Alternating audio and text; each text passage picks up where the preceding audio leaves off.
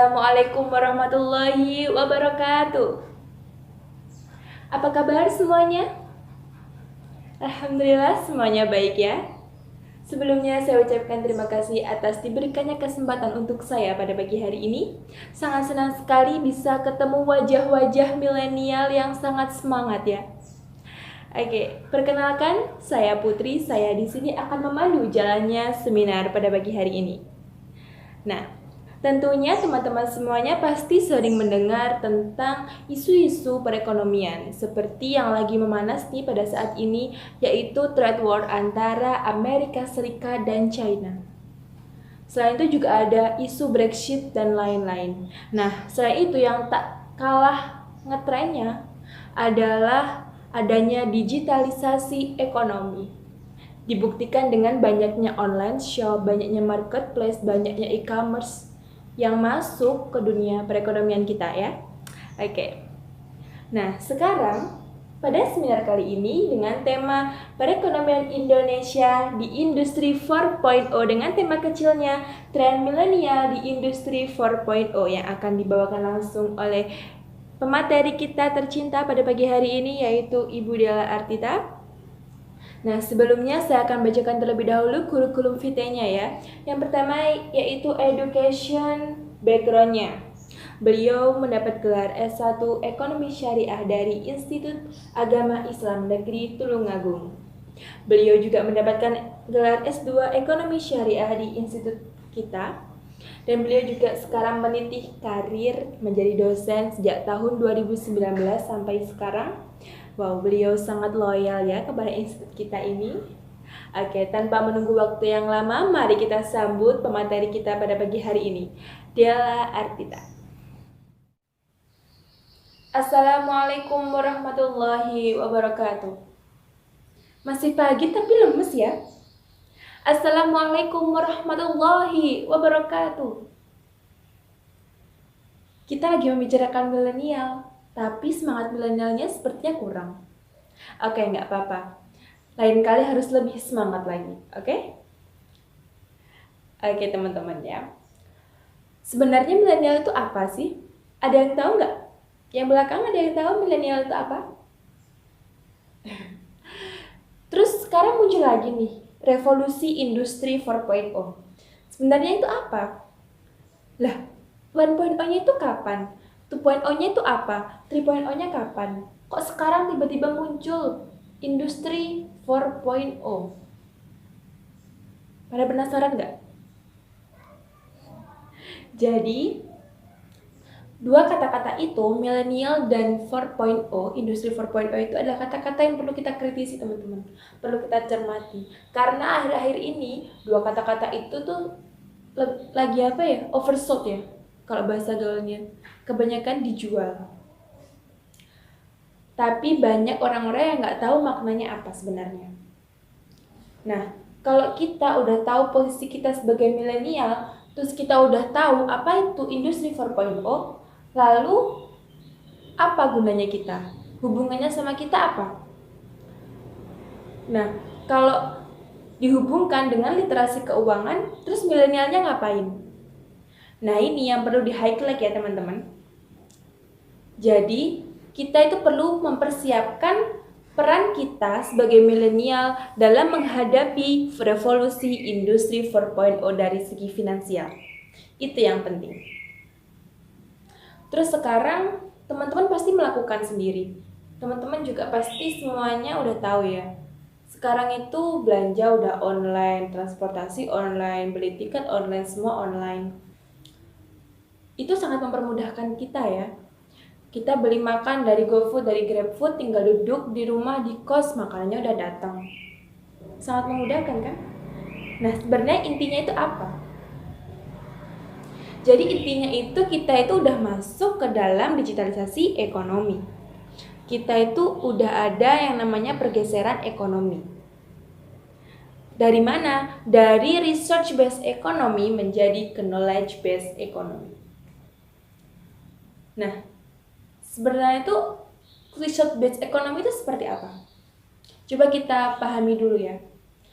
Dulu, negara yang disebut sukses, negara yang disebut kaya itu adalah negara yang memiliki sumber daya alam yang melimpah.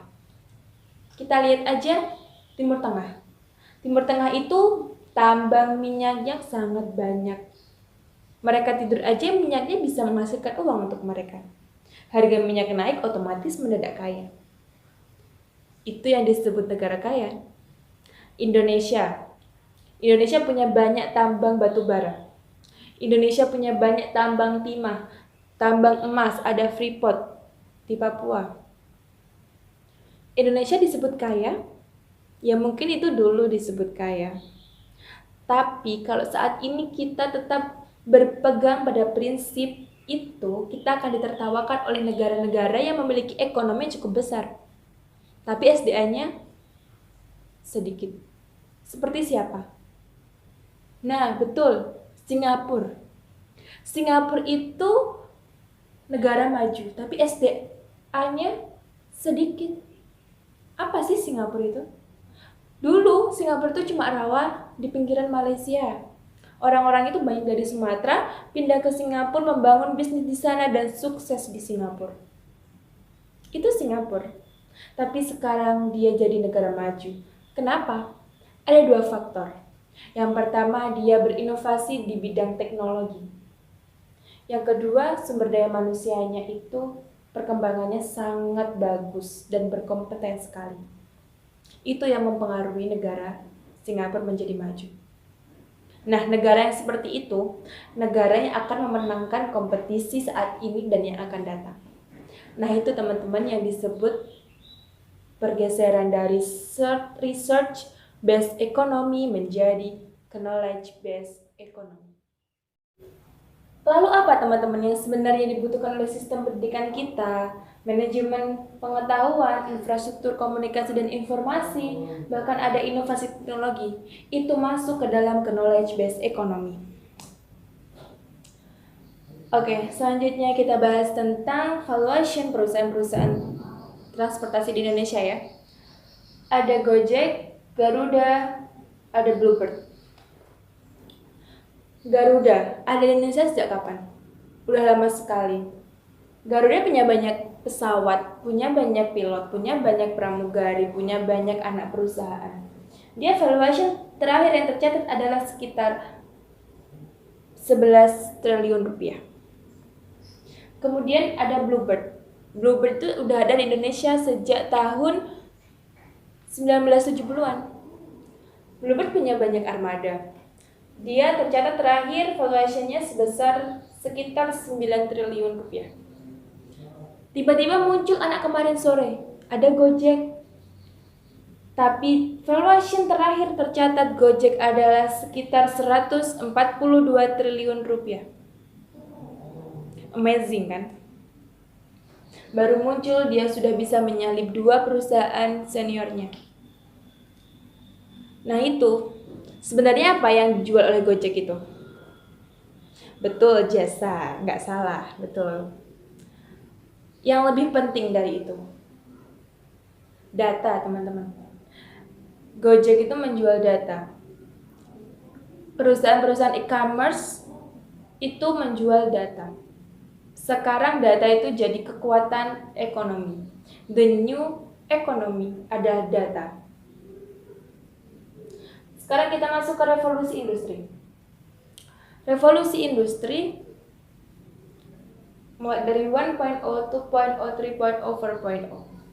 Sebenarnya revolusi industri 1.0 itu udah ada sejak zamannya James Watt, mulai munculnya mesin uap. Kemudian revolusi industri 2.0. Kapan? Itu mulai ada sejak adanya listrik. Jadi mulai adanya listrik itu udah masuk ke revolusi 2.0.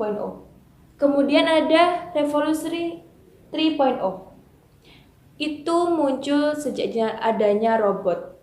Jadi sebenarnya Indonesia ini tuh udah masuk ke revolusi 3.0 sejak tahun 1970-an. Sejak muncul mesin-mesin di pabrik, robot-robot itu udah masuk ke revolusi 3.0. Kalau sekarang ada orang bilang kita harus mempersiapkan diri untuk menghadapi revolusi 4.0. Apa buktinya? Adanya robot. dia ketinggalan zaman. Karena robot itu sebenarnya udah ada sejak revolusi 3.0. Nah, lalu apa bedanya 3.0 sama 4.0? Kalau 3.0 itu robot, mesin itu ada yang mengoperasikan. Sedangkan kalau 4.0 robot, mesin-mesin itu udah nggak ada yang mengoperasikan. Mereka akan menyelesaikan tugasnya sendiri. Saya pernah baca artikel salah satu pabrik terbesar di Cina yang pertama kali menggunakan revolusi 4.0 itu adalah yang ada di provinsi Dongguan. Di sana cuma ada 2 orang, satpamnya dan pemilik pabriknya. Kata pemilik pabriknya seperti ini, saya tidak butuh banyak karyawan.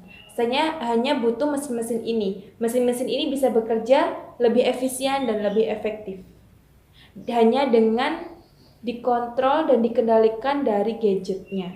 Dari satu gadget bisa mengoperasikan seluruh pabrik. Lalu beliau juga bilang, tahun depan, tahun yang akan datang, satpam itu akan tergantikan juga oleh robot. Wow. Nah, yang sulit tergantikan itu ada satu pekerjaan, yaitu sebagai driver truknya yang mendistribusikan barang-barangnya. Itu sulit tergantikan. Tapi saya yakin 5 tahun sampai 10 tahun yang akan datang di China, truk-truk besar itu pasti sudah yang mengendalikan bukan lagi manusia, tapi robot. Nah, sekarang yang paling penting itu adalah bagaimana strategi milenial dalam menghadapi revolusi 4.0. Bagaimana kita dalam menghadapi revolusi industri 4.0 dari segi finansial. Nah, sebenarnya milenial itu apa? Milenial itu siapa? Ada yang mendefinisikan bahwa milenial itu orang yang berumur 21 tahun sampai 35 tahun. Ada juga yang mendefinisikan umur 18 tahun sampai 35 tahun. Ada juga yang mendefinisikan bahwa 40 tahun itu milenial. Bahkan WHO mencatat bahwa umur 60 tahun itu masih young. Tapi saya lebih setuju yang umur 18 tahun sampai 35 tahun itu ya. Karena milenial itu adalah golden age. Oke. Sebenarnya milenial itu nggak hanya ada sisi positifnya. Di sosial media yang di-up selalu posisi positifnya. Tapi sebenarnya milenial itu bisa young and broke. Muda dan rugi. Karena apa? Itu karena lifestyle-nya sendiri. Kalau milenial tidak bisa mengatur, tidak bisa mentata finansialnya secara bagus, maka dia akan menjadi young and broke. Nah, di sini kita tuh harus mewujudkan bahwa kita itu bukan milenial yang young and broke. Maka dari itu, sejak kecil kita tuh sebenarnya harus dilatih untuk mengetahui tentang literasi keuangan. Nggak cuma tahu tentang pengertian deposito, pengertian kalau di syariah mudharabah, musyarakah. Tapi kita harus tahu caranya bagaimana, prakteknya bagaimana. Itu yang penting. Di Amerika ada melakukan survei ya. 64 dari milenial yang disurvei di Amerika itu mereka lebih mementingkan uangnya untuk emergency fund atau dana jaga-jaga. Mereka sadar, milenial yang cerdas itu sadar bahwa emergency fund itu sangat penting. Kemudian 42%-nya dari survei itu mereka memilih uangnya untuk persiapan pensiun dini. Siapa di sini yang ingin pensiun dini? Nggak ada? Saya aja pengen pensiun dini. Pensiun dini, terus kemudian kebutuhan sehari-harinya dipenuhi dari hasil tabungan, dari hasil investasi yang sudah dilakukan. Itu yang saya ingin lakukan. Oke, yang ketiga, prioritas ketiga itu adalah membeli rumah. Itu penting nggak penting ya? Terus yang keempat itu jalan-jalan.